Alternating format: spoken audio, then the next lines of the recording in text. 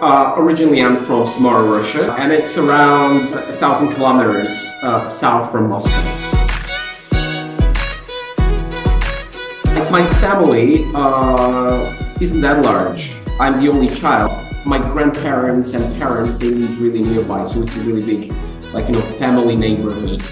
And we lived in a private house. This is why I'm still feel a bit uncomfortable when I live in really tight apartment buildings. But it's getting better. I'm getting used to it. Whenever I have the chance to go back to Russia, I usually go back in winter, which means lots of winter sports. The area where I grew up is very mountainous, so there are lots of skiing and snowboarding resorts nearby.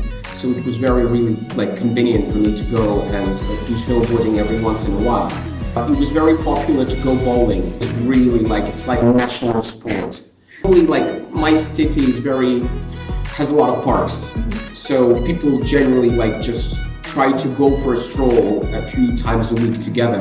Very simple basically, no luxuries. One of my favorite traditional holidays back at home is the one is called Javranki. When winter ends, and the first birds fly from the south back to the north, right? Like the migration of birds. Yeah. And usually when the birds fly back, it means that it's getting warmer. Yeah. So many people used to, right now it's not very common, used to start celebrating the spring by baking this javranki. Javranki is like a small bun shaped like a bird, and they put a red ribbon into the mouth of the bird, which means the bird is bringing a piece of red, which is the sun. And my grandmother used to bake those, but I don't think a lot of people bake them anymore. People are not that much in traditions anymore. Why not? You never really see people who wanted to come to China like it was their dream. Not really, not so many. It just happened that way. And when it happened, I actually really enjoyed it. I like the people, I really like the students. Chinese students are much more hardworking. Of course, you experience it everywhere. Before coming to China, I was in Amsterdam, living in Amsterdam in the Netherlands. But when I came here, the apparent problem was I came to a very small town. I came to Yicheng. It was very difficult at times. My main problem was people speaking very loudly in public places, or people having but different understanding of personal space. Crowds, the queues somewhere. The queues are not a straight line, but it's just all the way around the place. So people trying to cut the line, get in front of you, jump the queue, and sometimes it was really annoying. But it's not like it's not happening now. I still get annoyed sometimes, but it happens less frequently. It's less annoying now, and you just tend to understand the culture more and just calm yourself down. It's okay. It's just different understanding of things, so to say. I like the way vegetables are cooked, for example.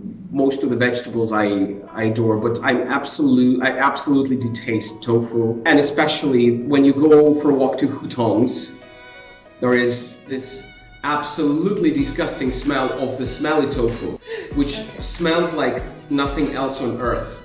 I like pretty much everything, but there are things that I try to avoid, like too oily or anything containing tofu.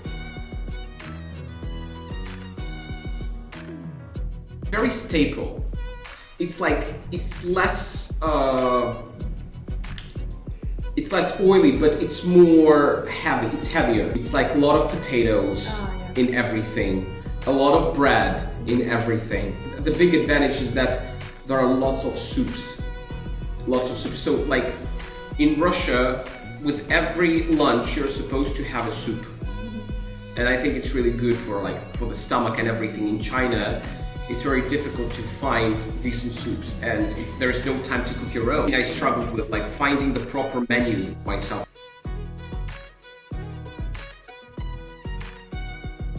Like, I want people to see that Russians are actually very welcoming, very understanding, and most importantly, not such huge drinkers after all, to avoid this like kind of like statements that Russians are all drunks and aggressive people, and I'm a perfect proof of that.